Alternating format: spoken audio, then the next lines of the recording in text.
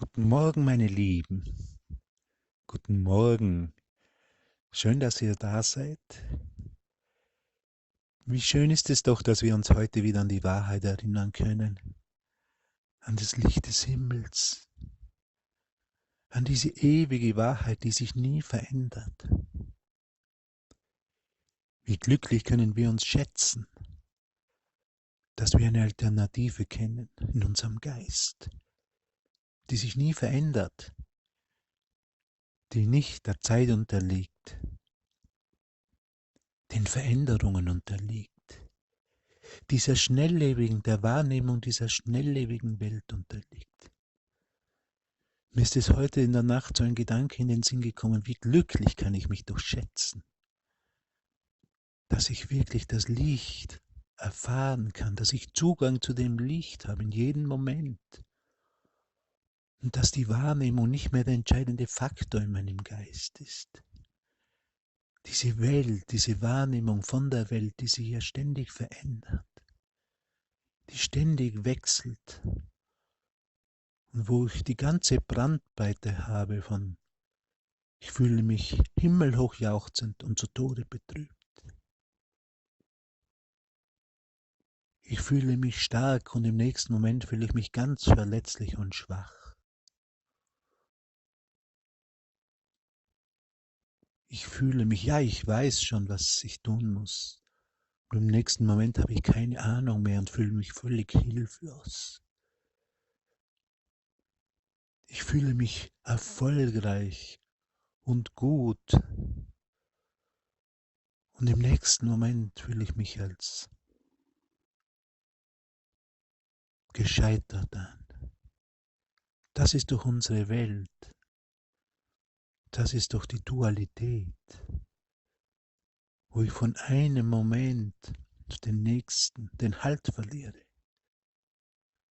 wo es kein fixes Fundament gibt.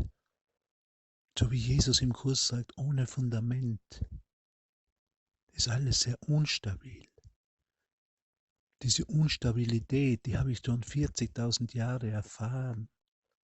Dieses Unstabile, dieses Abhängigsein von scheinbar äußeren Umständen, äußeren Faktoren und meiner Wahrnehmung davon. Sich auf diesem Schlachtfeld zu befinden, wie ein Weise, wie ein Vollweise, der seinen Vater nicht mehr erinnert, der auf dem Schlachtfeld ist und zum Spielball der Welt wird. Wir kennen doch das alle, wir haben doch das alle in allen verschiedensten Rollen gespielt,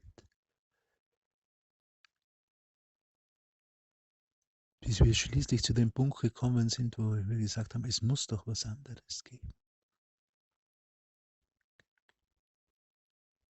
Wo ist denn dieser liebende Gott? Wie kann ich ihn erfahren? Wo ist denn die Hilfe, die ich brauche, um mich zu erinnern?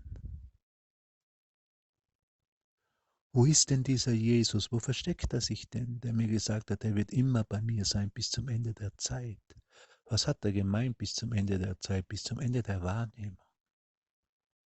Wo hält er sich denn versteckt, habe ich mich so oft gefragt. Wo ist er denn bitte?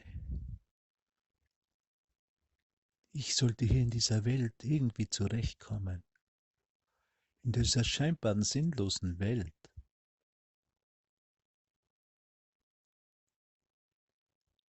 Der wir versuchen, irgendwie Sinn zu geben, diesem Leben, irgendwie künstliche Werte zu geben, und es ist doch nicht gelingt. Es ist mir nie gelungen, aus dem sinnlosen Treiben in dieser Welt Sinn zu machen.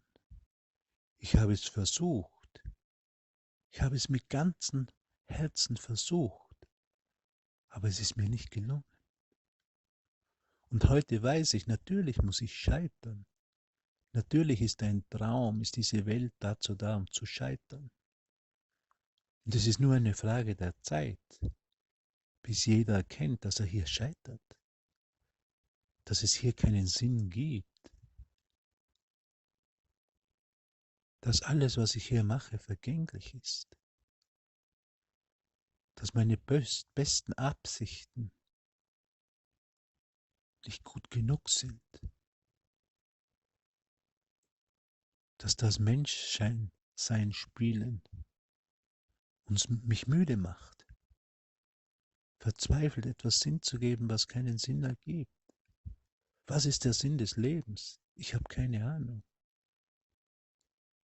Ich hatte keine Ahnung, was ist der Sinn des Lebens?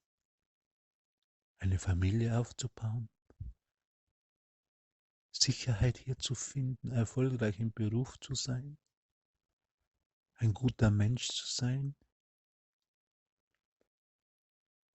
Ich hatte keine Ahnung. Wenn ich mich ehrlich fragte, musste ich antworten, ich habe keine Ahnung. Ich weiß es nicht. Und es ist gut so, sich das einzugestehen und zu sagen, ich habe keine Ahnung, ich weiß es nicht. Ich weiß es wirklich nicht. Versuche etwas Sinn zu geben, das keinen Sinn hat. Und ich weiß es. Ich wusste, dass ich mich täusche. Aber ich wollte getäuscht werden. Und dann kam der Kurs. Und heute weiß ich, was der Sinn des Lebens ist. In dem Moment glücklich zu sein. Oder zur Liebe zu erwachen. Zur Erkenntnis zu erwachen. Zu einem Geisteszustand zu erwachen, der sich nicht mehr verändert. Der ewig ist. Der nicht mehr von dieser veränderbaren Welt und der Wahrnehmung von ihr abhängt. Das ist mein Sinn und Zweck. Ich habe eine wichtige Funktion hier, dies zu erfahren und es zu teilen und hilfreich zu sein im Plan Gottes, nicht mehr in meinen eigenen Plan, im Plan Gottes, für meine Brüder hier zu sein, mich zu erinnern, mich nicht mehr dem Wahnsinn der Welt anzuschließen, sondern mich zu erinnern, dass Gott mich liebt, dass ich in ihm bin, dass ich in ihm ruhe, dass ich ewige Ruhe, ewigen Frieden nur in ihm finden kann, hier und jetzt. Und dass ich das mit dir teilen kann, dass wir uns damit gemeinsam erinnern können, wir brauchen nicht mehr an den Wahnsinn der Welt teilnehmen. Unser Ziel ist geistige Gesundheit, unser Ziel ist Frieden, unser Ziel ist Erkenntnis. Wir erlauben der Wahrnehmung, dass sie endet. Wir erlauben wirklich der Wahrnehmung, dass sie endet. Diesen Erscheinungen, dass sie enden. Ich brauche sie nicht mehr aufrechtzuerhalten. Es ist nur ein Traum. Ich erlaube dem Traum, dass er endet. Und dass ich erkenne, dass ich in Gott im Himmel ruhe. In dieser ewigen Einheit mit jedem und allem. Ist das nicht große Freude? Ist das nicht die besten Nachrichten, die ich jemals gehört hast? Wir lassen die Wahrnehmung enden. Wir erlauben den Formen, dass sie verschwinden aus unserem Geist. Diese Fehlschöpfungen. Und dann erinnern wir uns an die wahre Schöpfung. Ist das nicht großartig? Ist das nicht das, auf das wir schon immer gewartet haben? Jetzt brauchen wir nicht mehr warten. Jetzt ist es gekommen. Durch die Gnade Gottes. Mein lieber Bruder, ich bin so glücklich, dass wir das hier teilen dürfen. Dass ich nicht alleine bin, dass du mit mir bist. Dass wir uns erinnern, dass wir dankbar sind. Diese unendliche Dankbarkeit für meinen Bruder, der mir die Möglichkeit der Erinnerung gibt. Dass wir die Wahrnehmung enden lassen und all die Gedanken, die nicht von Gott kommen, einfach in das Nichts verschwinden lassen, aus dem sie gekommen sind. Sie werden nichts und sie werden immer nichts sein. Und so sage ich Dank für dich, mein lieber Bruder.